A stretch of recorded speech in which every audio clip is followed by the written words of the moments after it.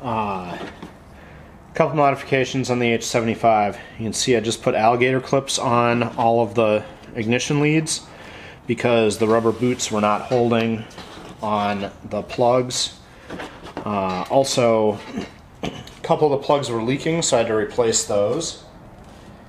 And then I did take this spring off here and allow the slot back in this link here because the spring was causing too much friction. But I've shortened this link up here so the governor should be able to close the throttle more easily. And then, yeah. And then the other problem I was having is I think I got too much oil on this drive belt, so it wasn't spinning the water pump properly.